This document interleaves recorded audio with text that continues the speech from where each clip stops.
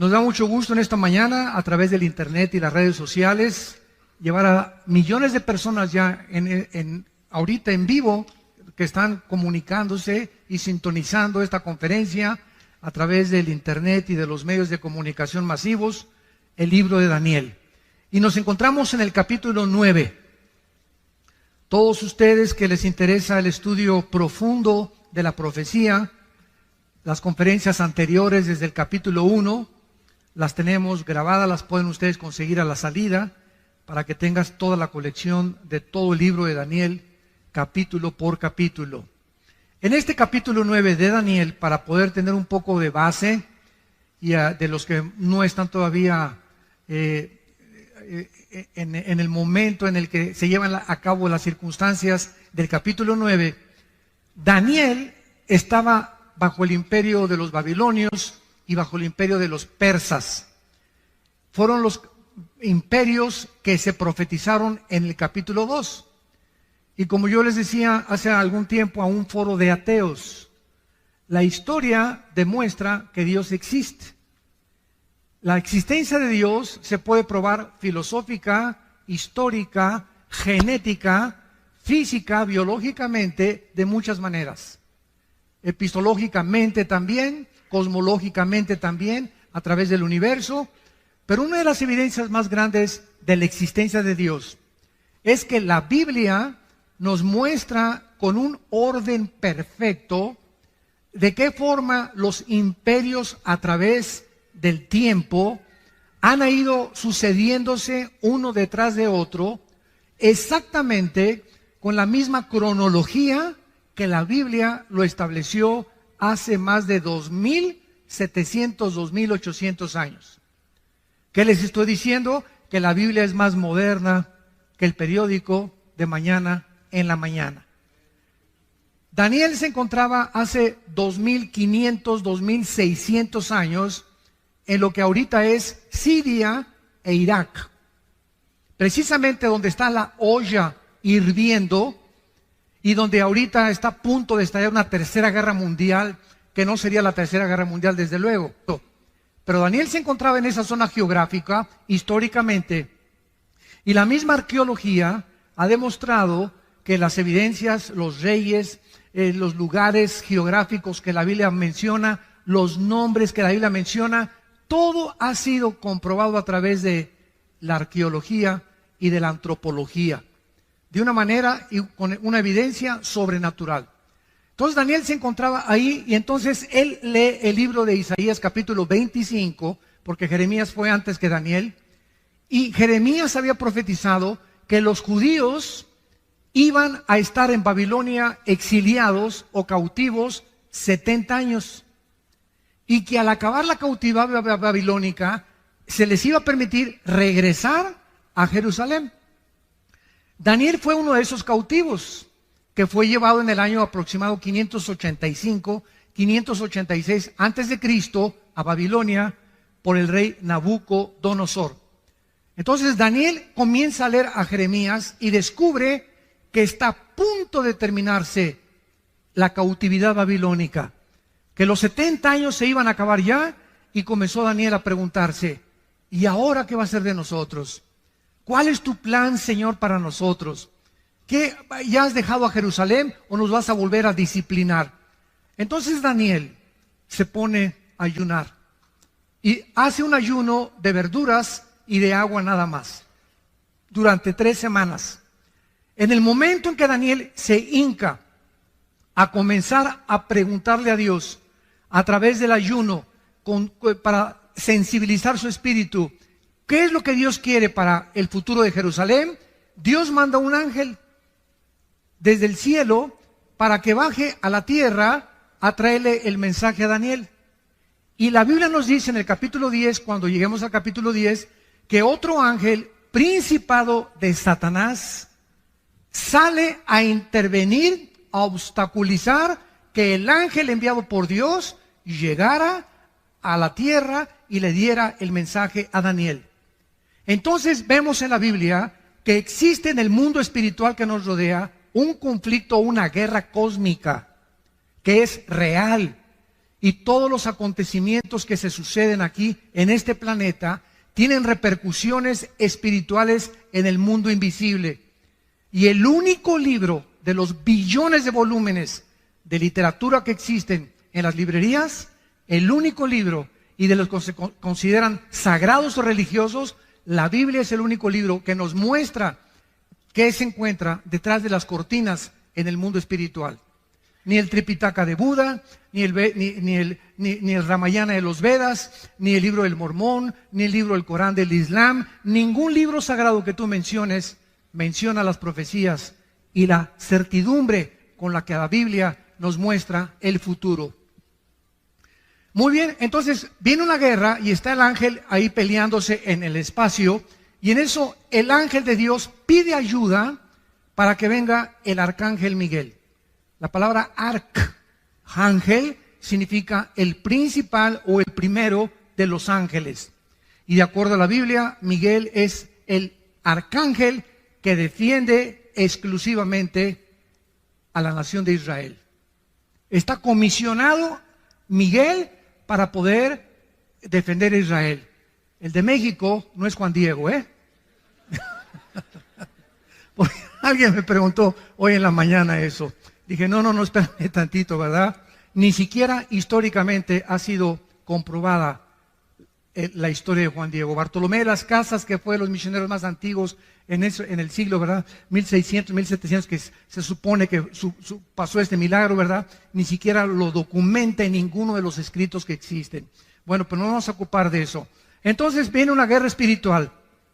Y vemos nosotros que cuando los cristianos oramos, en el momento en que cierras tus ojitos, así como la ves, puede estar en VIPs, puede estar ahorita, ir manejando, o en el momento que tú mandas un telegrama a Dios, o haces contacto con Dios cuando dices, Jesús, o Padre Santo que estás en el cielo, te pido que mi hijo que ahorita se acaba de ir, te pido ahorita que voy a llegar, dame sabiduría, te pido por esto, te pido por aquello, llévame con lo que tú quieras orar. En el momento en que tú te pones a orar, se desata una guerra.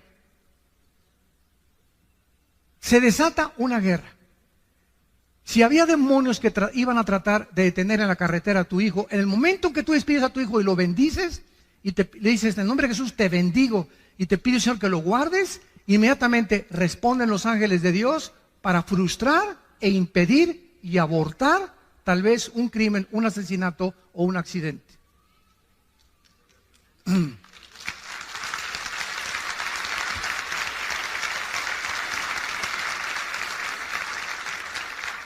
Finalmente, ¿verdad? El ángel llega a la tierra en lo que es ahorita Irán e Irak. Irán en la Biblia aparece con dos nombres. Irán aparece con el nombre de Elam, que todavía es una provincia que está en frontera con Arabia Saudita, e Irán aparece con el nombre de Persia. En 1935 se le cambió el nombre de Persia a Irán. Entonces, todas las naciones que nosotros encontramos, todas las naciones, las cerca de 200 naciones que hay ahorita en el mundo, tienen el mismo origen en el capítulo 10 del libro del Bereshit, que es el Génesis. Ahí en el capítulo 10 del Génesis está el origen. Ningún libro de historia, ningún historiador, ningún lingüista, nadie puede decirte el origen ni de las lenguas, ni tampoco de las naciones. Han ido apareciendo por aquí y por allá, pero no el por qué aparecieron y de dónde surgieron los tres grupos o la raza humana, que son los jafetitas, que son los hijos de Jafet, los semitas, que son los asiáticos, y los camitas, que son los africanos. Toda la raza humana, de acuerdo a la Biblia, desciende de tres hombres, hijos de Noé. Jafet fundó todo lo que es el mundo de Europa, que es todo el mundo, ¿verdad?, de la raza blanca. Los semitas, todo lo que es el Medio Oriente y el Asia, y los hijos de Cam fundaron el continente africano. Entonces, esto es maravilloso porque nosotros podemos continuar buscando y escarbando el origen de todas las cosas. En el capítulo 9, versículo 20, vamos a abordar nuestra conferencia y vamos a iniciarla con la lectura de la comunicación de los ángeles a Daniel. Dice así, Daniel 9, versículo 20. aún estaba hablando y orando y confesando mi pecado y el pecado de mi pueblo Israel, y derramaba mi ruego delante de Jehová mi Dios por el monte santo de mi Dios, aún estaba hablando en oración cuando el varón Gabriel, ¿se acuerdan de Gabriel? Fue el que se le apareció a la Virgen María. Fue el que le dijo a María: el santo ser que nacerá en tu vientre será llamado Hijo de Dios. Es el mismo ángel mensajero principal o el correo de Dios. Gabriel, dice la Biblia, es el que Dios envía para darle el mensaje a Daniel. Y dice Daniel, a quien había visto, versículo 21, en la visión al principio, volando con presteza, vino a mí a la hora del sacrificio de la tarde. Y escuchen ustedes lo que dice el versículo 22. Me hizo entender. Todos nosotros tenemos un entendimiento limitado. Cuando yo digo he comprendido algo, estoy hablando, lo he comprendido el 100%. Pero cuando nosotros hablamos de Dios, es un ser o un ente incomprensible. Dios no puede ser comprendido el 100% por ningún ser humano. El conocimiento o la comprensión que podamos nosotros tener de Dios, de acuerdo a lo que calculó Alberto Einstein, un científico alemán nacionalizado norteamericano antes de la Segunda Guerra Mundial, dijo que tal vez el coeficiente intelectual del ser humano alcanzaba un 7 o un 8%. Así que parece que perdimos el 95% del entendimiento y la comprensión del mundo espiritual y del universo. ¿Cuándo fue esta pérdida? En la caída del huerto del Edén por Adán y por Eva. Cuando Adán y Eva se rebelaron contra Dios, el ser humano murió, se separó espiritualmente de Dios y su ADN, ácido de la información genética que traemos en cada una de nuestras células, se descompuso, se deterioró, se corrompió. Y de Adán a nuestros días, los seres humanos nacemos en un planeta y lo primero que hicimos es ontoy. ¿Qué estoy haciendo aquí? ¿De dónde vengo? ¿Quién hizo el universo? ¿Hacia dónde voy? Y entonces estas preguntas, como demandan interrogantes, demandan respuestas, el ser humano inventó dos líneas de pensamiento. Una, las religiones. Todas las religiones, sin ninguna excepción, tienen dos factores comunes denominadores. Todas las religiones, sin ninguna excepción, buscan a algo o a alguien, las estrellas, las pirámides de Teotihuacán, la fuerza, el dios Sol, Neptuno, como tú quieras, buscan algo para poder congeniarse con esa fuerza invisible sobrenatural a través de las buenas obras. Todas las religiones enseñan, llámese mormonismo, catolicismo romano, judaísmo, todas enseñan que tienes que hacer algo bueno para ganarte al cielo. Y además, todas las religiones invocan o apelan a los sacrificios. Y vemos a la gente pues cargando cruces, yéndose a rodillas a la villa, golpeándose la espada con pales, etcétera, etcétera. Sería el colmo, ¿verdad?, que los cristianos digan, es que voy a ayunar para que Dios sane a mi hija. O voy a ayunar para que pueda Dios darle la escuela a mis hijos. Dios no... Si el arcángel le dice, oye, Señor, ya tiene una semana sin comer, Juanita, ¿le sanas a su hija? Oye, qué Dios tan misericordioso, ¿no?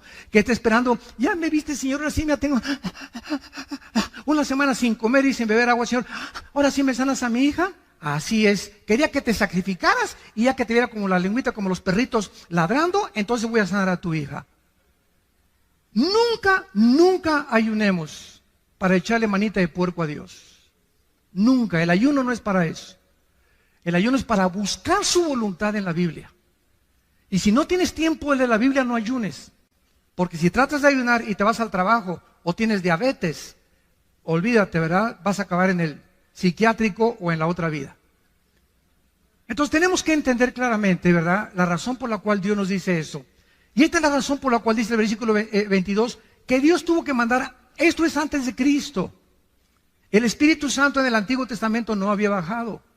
Los ángeles bajaban al mundo y le daban a los seres humanos, como en el capítulo 18 de Génesis, que baja Cristo con 2 ángeles, a hablarle a Abraham y a decirle lo que iba a hacer con Sodoma. Personalmente, verbalmente hablaban los ángeles. Y entonces el ángel le da entendimiento, tiene la facultad a los ángeles de hacer entender las cosas antes de que Cristo viniera. Jesús dijo, cuando Él venga, Él los guiará a toda la verdad. Entonces, ahora tenemos el Espíritu Santo y el Espíritu Santo usa la Biblia. Entonces, el ángel es enviado para darle entendimiento de los futuros planes a Daniel y para que entendiera cuál es el futuro del mundo de Israel. Y dice el versículo 22, y habló conmigo diciéndome, Daniel, ahora he salido, fíjate, para darte sabiduría y entendimiento, o sea, algo que Daniel no tenía, y algo que nosotros por naturaleza no tenemos. Todos los seres humanos nacimos alejados de Dios. Romanos 3:23, por cuanto todos pecamos y todos fuimos alejados de la gloria de Dios. Nacemos con entendimiento para las matemáticas, para la física, para la biología, pero nacimos con un entendimiento cero absolutamente de las cosas espirituales. Y como somos seres espirituales, buscamos a través de ¿qué cosa? De la brujería, cartas tarot, bola de cristal, invocación a los muertos, reuniones de mediums, invocar al espíritu de Cuauhtémoc, al espíritu de Achencha que venga, buscar a través de las manifestaciones místicas del budismo zen, de la meditación trascendental, comunicarnos con algo, con alguien, por la espiritualidad, porque somos seres espirituales. Tú nunca vas a ver un conejo así en el campo, y menos a Chita. Somos seres espirituales porque fuimos creados a la imagen y semejanza de Dios. Ahora, si queremos comenzar a entender las cosas espirituales, Jesús dijo en Mateo 11, 25 al 28, Padre, te alabo, porque estas cosas, las cosas invisibles que nadie conoce, las escondiste de los sabios y de los entendidos y se las revelaste a los niños. Vengan a mí todos los que están trabajados y cargados, y los haré descansar. Y Jesús dice algo asombroso en este pasaje. Nadie conoce a Dios sino yo, y aquel a quien yo se lo quiera revelar. ¿Qué dice la Biblia? Que no importa cómo busques a Dios, a través de la marihuana, a través de los hongos alucinantes, a través del peyote, a través de la meditación trascendental, a través del budismo, todos son caminos que parecen derechos, pero ninguno te lleva a Dios. Si alguien quiere conocer las cosas espirituales y al Dios vivo, único y verdadero, es a través de Jesucristo. Nada más.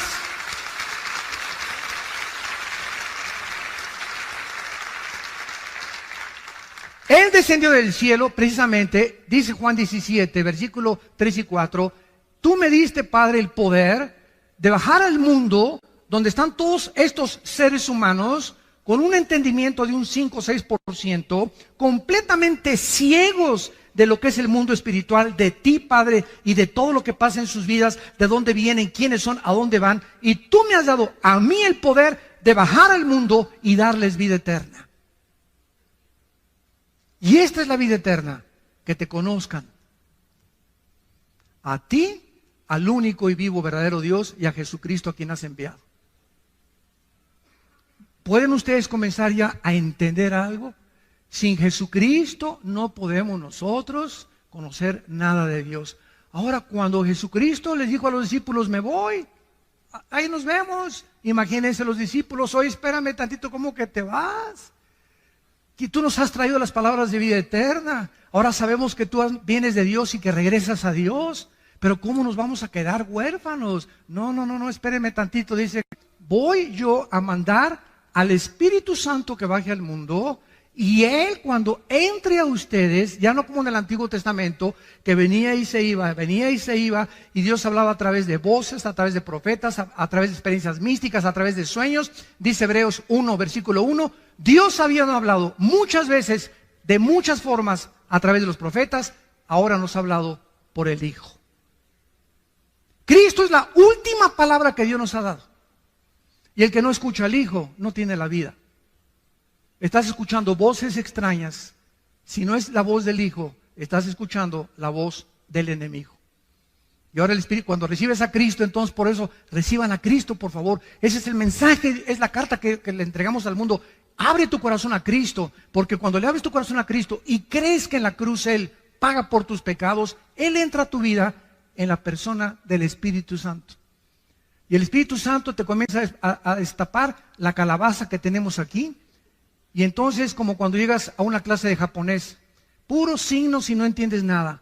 Ah, pero está el maestro japonés. Mira, esa es la A. Ah, si usted no me dice cuál es la A, yo no voy a decir, pues yo creo que esta es la A. No es lo que tú creas, es lo que es. Pues yo creo que Dios es así. Pues Dios no tiene esa chance que fueras así ni pensaras así. Pues yo pienso que Dios va a mandar a todos al cielo y que nadie se va a condenar. Es lo que piensa mi Achincha también. Dios no nos llega a nosotros que nosotros determinemos cómo es Él. Él es el que nos quiere revelarse. ¿Cómo es Él? A través de su Hijo. Y una vez que tienes a Cristo, vienes a la Biblia y Dios usa nada más la Biblia. No usa ningún otro libro más que la Biblia.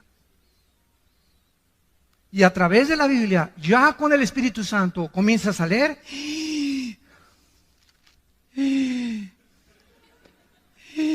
Ah, caray, híjole, qué tremendo. Y comienza sin que te des cuenta a entrar algo, porque ese espíritu, la palabra de la vida, a tu vida, comienza a lavarte, como me dijo una persona, a usted le lavaron el cerebro, y le dije, y bien que lo necesitaba. Pero un buen lavado que necesitamos. ¿Qué filosofías? ¿Qué Nietzsche? ¿Qué Marx? ¿Qué Freud? ¿Qué Darwin? ¿Qué puros hombres? Ninguno de ellos fue Dios. Ninguno de ellos murió en una cruz para pagar por nosotros. Es Cristo el único que Dios escogió para darnos a conocer al Padre. Entonces, esta es la razón por la cual necesitamos para entender. Este es el problema del ateísmo. Por ejemplo, el ateísmo es un problema de seres humanos con mente de caracol, con mente de ostión, ¿verdad? Con un 5 o 6%, que porque no quieren entender a Dios. ¿Y por qué? Siempre el argumento de los ateos. Si Dios es Dios, ¿por qué permitió a Satanás? ¿Y por qué permite el mal? Por eso el 95% de los ateos son hombres amargados. El 95% de los ateos son personas amargadas contra alguien que no existe. Qué ridículo, ¿no? Persiguen toda su vida y atacan toda su vida a alguien que no existe. Esto es increíble, ¿verdad? Es contradictorio de una forma intelectual y filosófica, pero es el problema del ateísmo. Oye, espérame, señor ateo, ¿tú reconoces que tu mente es limitada? Sí. Bueno, si tú reconoces que tu mente es limitada, ¿puede un niño de 3 años de edad entender la ecuación de Alberto Einstein, E igual a mc al cuadrado? ¿Qué es la teoría de la relatividad? No, pues tú eres igual que ese chamaco, cabeza y calabaza. ¿Quieres con tu mente limitada entender los pensamientos, suponiendo y asumiendo ya que existe Dios? Tiene que ser infinitamente superior a lo que nosotros nos podemos imaginar. Y si Él no baja y Él no nos revela y nos dice cómo es inútil tratar en nuestra limitación de comprenderlo. Es imposible. Y se dan cuenta por qué el ateísmo es una filosofía insostenible dentro de la misma lógica y la misma filosofía. Es ridículo. Es una soberbia impresionante. Es que si yo fuera Dios, bueno, pues no eres Dios. Cabeza de langosta. Le dice en esta oración, versículo 23, al principio de tus ruegos, le dice el ángel, fue dada la orden, Daniel. Y yo he venido para enseñártela, porque tú eres muy amado. Porque tú eres muy amado. Romanos 8, 28 y 29, ¿se acuerdan? Todas las cosas contribuyen a nuestro bien, a los, no a todos, a los que aman a Dios. Si tú amas a Dios con todo tu corazón y con todas tus fuerzas, no hay nada que ahorita estés pasando, no hay nada. El problema que tú me digas que tienes ahorita, que no esté Dios trabajando a tu favor. Aunque ahorita parezca que las circunstancias están en tu contra, hay un mundo invisible espiritual en actividad de poder de Dios que está obrando, que esto que parece que está en tu contra, lo va a convertir Dios para tu bien. Sigue confiando en Él. Guarda silencio en Jehová y Él te concederá las peticiones de tu corazón. Tenemos que, y esto es lo que es la fe, ¿verdad? Entender que Dios está de nuestro lado. Si Dios con nosotros, ¿quién contra nosotros? Tarde o temprano José fue vendido por sus hermanos. Imagínense a José. Imagínate que tus hermanos te saquen a patadas de tu casa y que te venden, que te lleven allá a Tepito, que te lleven allá a Ciudad Neza, y ay, llévense a que póngalo a repartir droga, póngalo a pedir limosna y que te corran de tu casa. ¿Qué emoción y sentimientos invadirían tu ser? La amargura y el rencor contra tu familia. Mi propia familia me escupió y me sacó y me corrió. Y lo vendieron a José y se lo llevaron hasta Egipto. Y ahí en Egipto entra a trabajar con el capitán, ni más ni menos, de la guardia del faraón. Y cuando el faraón, se va el jefe de ahí de Egipto, el faraón se va a un viaje, no misionero, ¿verdad? Se fue a un viaje de guerras que tenían conflictos, se queda la esposa del faraón, ¿verdad? Solita, y le decían la leona de Lerma. Era una mujer insatisfecha sexualmente. Y agarra a Josecito, ¿verdad? Pepinillo, ven para acá, le voy a para maravillosa, para que se acueste bien con Tito. Y lo agrede, y lo agrede, y lo agrede a Daniel. Y por no meter y se echa a correr porque el temor de Dios, agarra su saco ella, llega a Potifar, el capitán de la guardia, y le dice, entonces, este hombre, ¿verdad?, me quiso violar, y lo meten a la cárcel, todavía que lo venden sus hermanos, todavía que se va como esclavo, todavía que lo meten a la cárcel, sale de la cárcel, pasan muchos años, viene el hambre en Egipto, él comienza a guardar la comida para sus hermanos, y cuando sus hermanos lean el capítulo 50 del libro del Génesis, que es donde acaba, llegan los hermanos a Egipto, y José los ve, él ya era gobernador de Egipto, porque lo hace el faraón, el gobernador de Egipto. Al ver a sus hermanos se ponen a llorar. ¿Cómo es posible? Te vendimos y todo. ¿Y saben qué contesta José? Ustedes buscaron un mal contra mí, pero Dios lo convirtió para el bien. Por eso los perdono.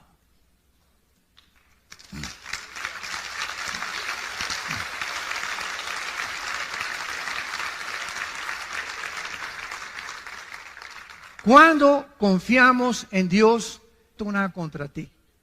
Ese es tu problema. Si tú tienes problemas conmigo, pero yo yo no tengo nada absolutamente contra ti. Ese es el secreto más grande, porque dice Santiago capítulo 4 que Dios da gracia a los humildes. Muy bien.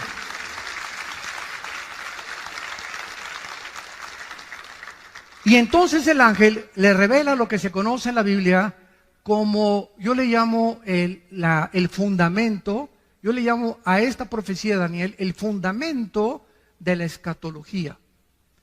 La palabra escatología, para los que no sepan, viene de dos palabras, escatos y logos, que significa el conocimiento de las cosas del futuro.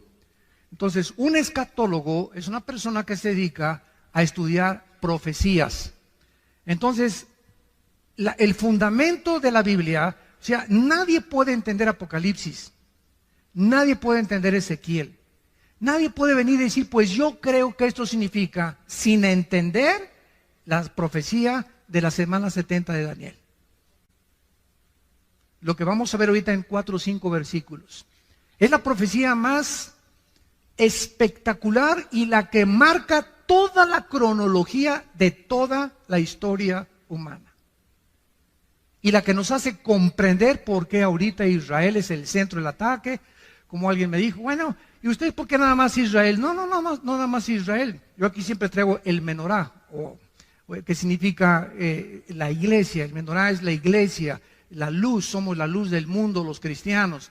Y aquí tiene 7 palitos. El menorá es el candelero de los judíos con 7 palitos. ¿Por qué? Porque el de en medio es Cristo. Y si los otros 3 de un lado y los otros 3 del otro lado es la iglesia. ¿Por qué? Porque el número 6 es el número del hombre en la Biblia.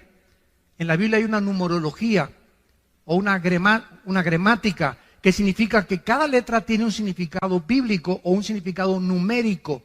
Entonces, el hombre tiene el número 6, el 1 es el nombre de la unidad, el 3 de la Trinidad, el 5 es el número de la gracia, el 12 es el número del gobierno, el 8 es el número de la perfección total, etcétera, etcétera. Entonces, el menorá significa Cristo en medio de los seres humanos. Cristo en medio de los seres humanos. Y esto es precisamente por qué Dios usa los números en la Biblia. Vamos a esta profecía, versículo 24. 70 semanas están determinadas sobre tu pueblo y sobre tu santa ciudad. En la Biblia había semanas de días y de años. La palabra 70 es la palabra Shivin Shabun. La palabra semana en el hebreo es la palabra Shabua. Entonces está hablando 70 semanas o 70 años de semanas. Si multiplicamos 7 por 7, 49. En otras palabras, 490 años. Esto es asombroso. Te voy a dar la cronología de los años, Daniel. Hay 490 años para Israel. Y cuando se cumplan los 490 años, yo regreso. Y cuando los más grandes físicos, matemáticos y aquellos que han estudiado las leyes de las probabilidades también matemáticamente en la Biblia, matemáticamente también se demuestra que la Biblia es algo sobrenatural, han calculado exactamente la cantidad de años que se profetizó. Se lo voy a dar resumidamente para después abordarlo poco a poco. Ya se cumplieron 483 años. Vamos rápidamente a ver, nos vamos a brincar el 24 para darles un resumen. Sabe y entiende que desde la salida de la orden, y dice cuándo comenzar a contar, desde que salga la orden para restaurar y edificar a Jerusalén hasta cuando venga Cristo, desde que se dé la orden para edificar Jerusalén hasta el Mesías príncipe, habrá 7 semanas y 62 semanas, y se volverá a edificar la plaza y el muro en tiempos angustiosos, y después de las 62 semanas se quitará la vida al Mesías. ¿Quién podría si no es Dios? Hace 2500, 2600 años dejarnos un documento como el que tenemos en nuestras manos y poder profetizar con tanta exactitud para que podamos comprender claramente que solo Él puede poner el orden y los tiempos. Escuchen ustedes, esto es absolutamente tremendo. Aproximadamente en el libro de Nehemías capítulo 2 se dio la orden para restaurar Jerusalén, en el libro de Nehemías. Y del libro de Nehemías hasta el domingo de Ramos. Apúntalo. Que fue en febrero del año 445 antes de Cristo, cuando se dio la orden de restaurar Jerusalén. Y cuando Cristo llega a Lucas 22, al domingo de Ramos, y en un burrito cabalgando, y todos creían que ya viene el Mesías, y de acuerdo a las profecías del reino, el Mesías va a establecer su reino, y vamos contra el imperio romano, y se acabó ya el yugo del imperio romano. Llega Jesucristo en un burrito, no en un caballo blanco como esperaban todos los conquistadores en el tiempo antiguo. Al entrar y declarar la victoria, entraban en caballos blancos. Eso lo hará Cristo hasta el capítulo 19 de Apocalipsis, cuando venga ya venciendo a todas las naciones con nosotros. Llega en un burrito Jesucristo y se para sobre Jerusalén. Y ahí enfrente, en Jerusalén, dice unas palabras tremendas en el capítulo 23 de Mateo, versículo 37. Se los voy a leer rápidamente. Jerusalén, Jerusalén, que matas a los profetas y apedreas a los que te son enviados. ¿Cuántas veces quise juntar a tus hijos, como la gallina junta sus polluelos debajo de sus alas, y no quisiste? He aquí vuestra casa os es dejada desierto. Pero en verdad les digo que desde ahora no me veréis hasta que digáis Baruch Hashem Adonai Eloheinu, que en hebreo significa bendito el que viene en el nombre del Señor. Baruch Hashem Adonai Eloheinu. Y esto lo vamos a ver en la profecía, que es exactamente en ese momento cuando Cristo declara esas palabras, que Dios deja de tratar con Israel. Pero si le sumamos a 483, 7 años son los 7 años que faltan para que se cumpla la profecía de la semana 70 de Daniel. Y estos 7 años serán los 7 años de la gran tribulación. Por eso la iglesia es imposible que vaya a atravesar la tribulación, porque no nos ha puesto Dios para la ira. Si regresamos a Daniel, vemos claramente para quién es esta profecía. Versículo 24, 70 semanas, o sea, 490 años, están determinados sobre tu pueblo y sobre tu santa ciudad, no a la iglesia. Ahí está el conflicto de muchas personas o teólogos o escatólogos que tratan de interpretar que la iglesia va a pasar la tribulación o esto y el otro, simplemente porque no han entendido las 70 semanas de Daniel. Que eso es una profecía exclusivamente para Israel. Dios tiene un plan para Israel, síganme con cuidado, Dios tiene un plan para la iglesia. El plan de Dios para Israel y el plan de la iglesia son diferentes. Esto se llama dispensacionalismo. Cuando venga Cristo por nosotros en el arrebatamiento, en el momento que seamos sacados, tal vez un año antes, un mes antes, 3 días antes, inmediatamente un hombre en el Medio Oriente va a firmar un tratado de paz entre los árabes y los judíos. Este hombre se llama en la Biblia la bestia, el cuerno pequeño, el anticristo. Y en estos 7 años, supuestamente, él va a traer la paz. Va a venir con una bandera de paz. Apocalipsis 6, el caballo blanco, que es el caballo del primer jinete de Apocalipsis, viene con un arco sin flechas, implicando que viene con símbolos de paz engañadora. Y estos 7 años, la iglesia ya no está aquí.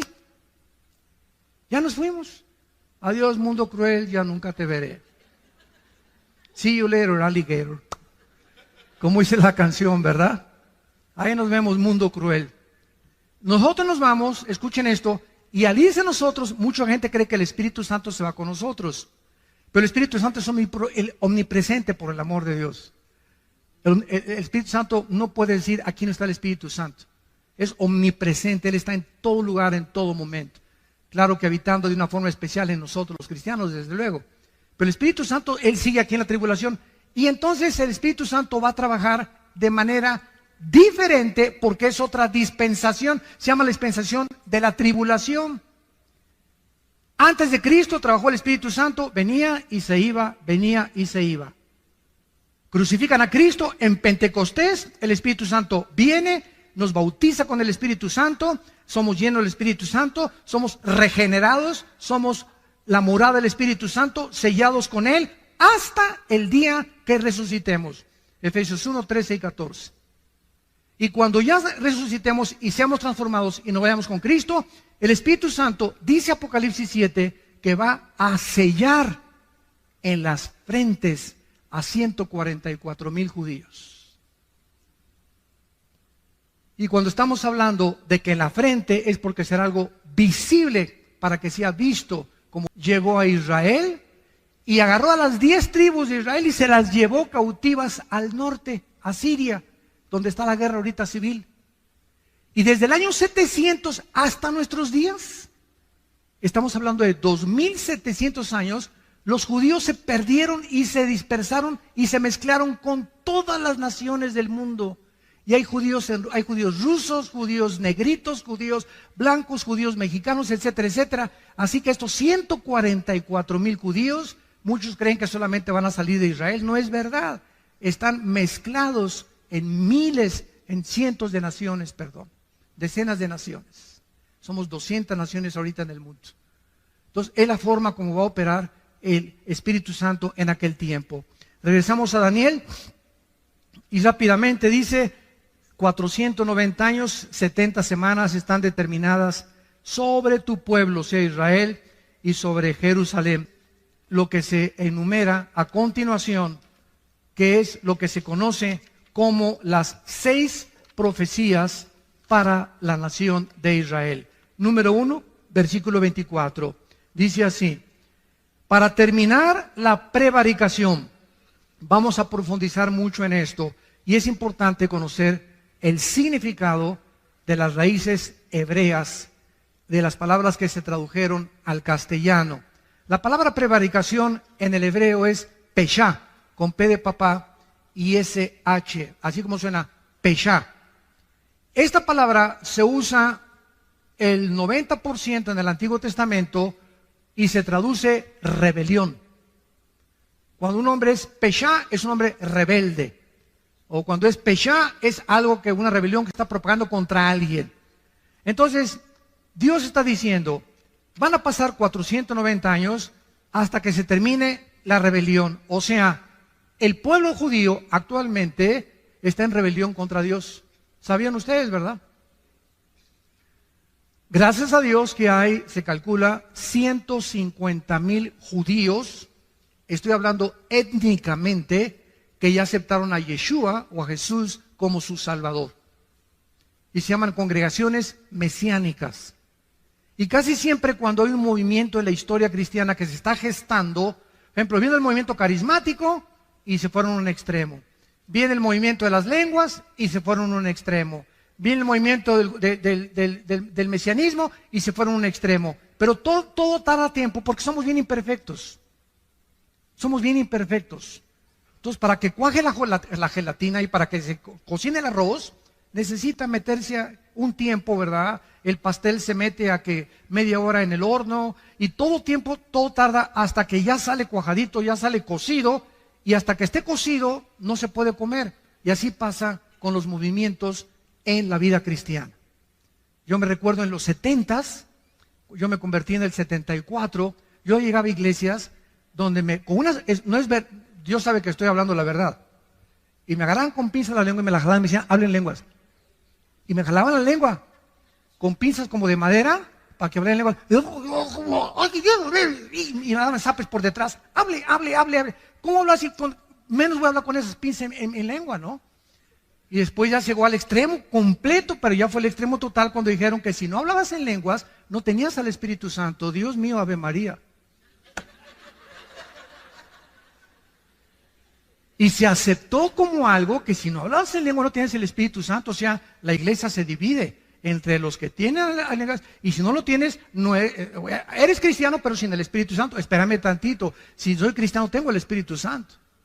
Porque la palabra cristiano es ungido pequeño. ¿Quién es un cristiano? No es el que va a la iglesia, no es el que pertenece a una religión, no es el que es bautista, presbiteriano, nazareno o Villanueva para México, Amistad Cristiana. Es la persona que tiene al Espíritu Santo, no importa donde tú vayas.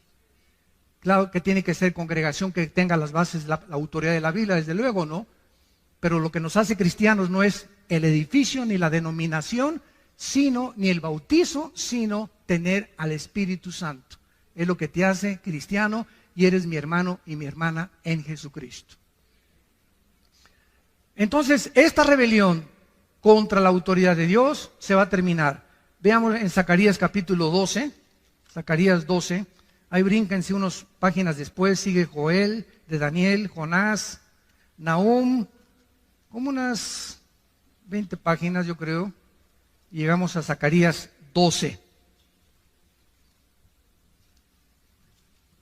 ¿Se acuerdan la expresión de Cristo cuando llegó a Jerusalén? Que acabamos de leer en Mateo 23. Hasta que digas Baruch Hashem Adonai Elohim, no me verán hasta que digan bendito el que me ha. O sea, ustedes los judíos que me crucificaron y le gritaron a Pilato, sobre mí sea la sangre, sobre nosotros sea la sangre, cayó la maldición sobre ellos. Y hasta este momento, dice 2 Corintios capítulo 3, que el pueblo judío tiene una venda que hasta que se conviertan es quitada por Cristo. Entonces tú vas a Jerusalén, los que han ido, nos han acompañado en los viajes, mi hijo Alan acaba de regresar hace 2 semanas de Jerusalén, se llevaron como 40, 50, 60 personas. Si tú vas a Jerusalén o vas a Israel, vas a encontrar a cantidad de judíos vestidos de negro, con cairelitos aquí, con su sombrerito. Se llaman judíos ortodoxos. Nos odian. Con odio jarocho. ¿De veras?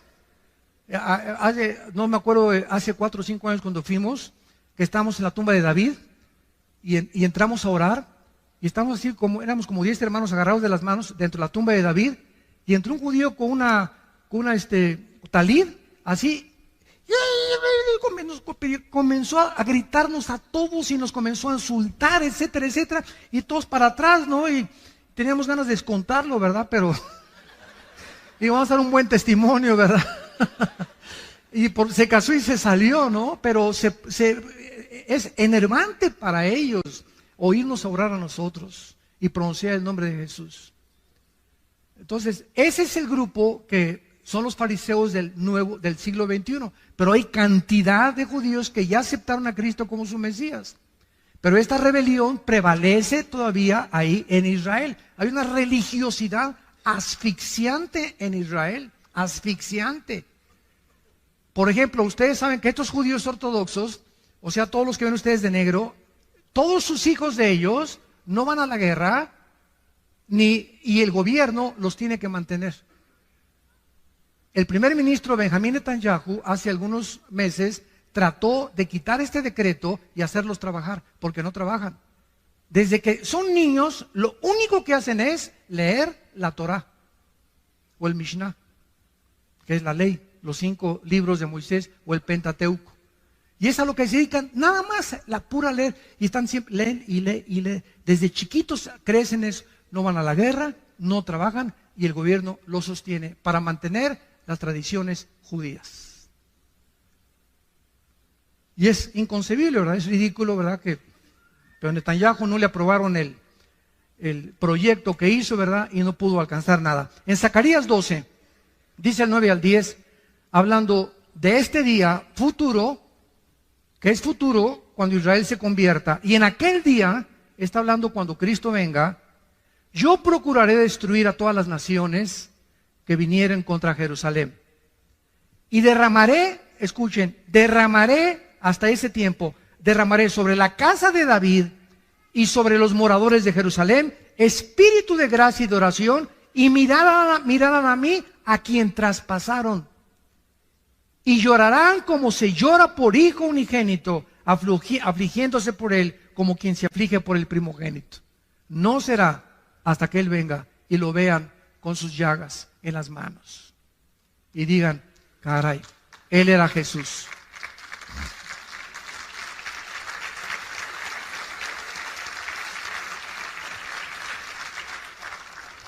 Vamos a continuar con este estudio, pero es impresionante la cronología bíblica, es impresionante el contacto que la Biblia nos da con el mundo que nos rodea, con lo que está pasando ahorita en el mundo con las naciones, y la comprensión que el Espíritu Santo nos da a los cristianos, que la gente de privilegio que experimentemos, que nunca se manifieste en orgullo, nunca, nunca, nunca, porque pierdes la gracia de Dios. Que este privilegio, esta experiencia que tenemos de tener a Dios en nuestras vidas, nos humille al contrario, y saber que es por la gracia que yo cada semana mínimo le digo a Dios, Padre, ¿de dónde me sacaste? Me acuerdo de dónde me sacó Dios. Cuando yo me convertí, yo no era nadie. Estaba en el suelo, en el lodo estaba. en el lodo estaba, revolcándome en la cochinada. Ahí estaba yo. No merecía ni el perdón de Dios, de todas mis maldades que hice. De ahí nos sacó, de una cantera, de una roca, de ahí nos sacó Dios y comenzó a trabajar como los escultores y con el cincel, con el martillo y el cincel, a sacar la figura de David de una escultura, de una roca, las figuras que hacen los escultores, ¿verdad? Así Dios, de una piedra que éramos nosotros, de un carbón, nos está convirtiendo en diamantes a los cristianos. Y por eso es tan importante el sufrimiento en los cristianos y las pruebas en los cristianos. Como decía Churchill, el primer ministro de Inglaterra, cuando hace calor, no te salgas de la cocina. El momento que vienen las pruebas, ya no es cristiano, parece cristiano y parece... Ay, y en la iglesia hay problemas. No estás en Disneylandia, hijo. No estamos todavía en Reino Aventura. En la casa, en la iglesia, no hay ninguna iglesia perfecta. Todos está trabajando Dios con nosotros, con todos nosotros. Tenemos que tener paciencia y aguantar, porque nos está forjando a través de este fuego y purificando nuestros corazones a través de las pruebas, para que pueda brillar la paciencia y la fe brillar con máximo esplendor, porque es lo más valioso que tenemos, la fe que Él nos ha dado en su Hijo Jesucristo. Oremos. Padre, gracias por tu palabra en esta mañana, en esta tarde también. Gracias por la esperanza bienaventurada que aguarda nuestro corazón de ver a tu Hijo en persona. Que cuando Él ascendió al cielo para despedirse de sus discípulos y comenzó a elevarse en el aire, los ángeles aparecieron y les dijeron a los apóstoles: ¿por qué miráis así al que se va? Porque exactamente como se va, regresará físicamente a establecer su reino entre ustedes. Y en aquel día secará vuestras lágrimas. Y en aquel día será como la mujer parturienta, que durante 9 meses ha sufrido. Y cuando el niño viene ya al mundo, se rompe la fuente, los dolores aumentan, pero cuando tiene esa criatura en sus brazos, todavía dice que venga el segundo o el tercero. Pero ese niño en sus brazos le hace olvidarse de todo lo que pasó, por el gozo de tener a su hijo, que finalmente está con ella, o a su hija. Y cuando tú vengas, esto le dijiste a los discípulos: así será con ustedes. En el mundo tendrán aflicción, pero confíen, yo he vencido al mundo. Y cuando yo venga, vuestras lágrimas se convertirán en gozo. Y nadie les volverá a quitar su gozo, porque ya no habrá muerte, ni enfermedades, ni sufrimientos, ni fricciones, porque todas las cosas serán hechas nuevas. En esta mañana, Dios te invita a que vengas a su Hijo Jesucristo. Lo que no has entendido, seguirás sin entendiéndolo, porque no lo tienes a Él. Pero en cuanto tú lo invites a tu vida, Él entrará a tu corazón, te quitará las vendas que cubren tu mente ahorita espirituales, y comenzarás a comprender las cosas profundas de Dios. ¿Qué tengo que hacer?, me preguntarás. Simplemente, en este instante, con tu rostro inclinado, con toda la sinceridad de tu vida, dile: perdona mis pecados, Señor. Creo que en la cruz tu Hijo pagó por ellos con la sangre que Él derramó. Creo que a los 3 días se levantó de los muertos, y te pido, Jesús, porque sé que vives, que en este instante entres a mi vida como mi Señor y mi Salvador. En tu nombre perfecto, santo y eterno te lo pido. Amén.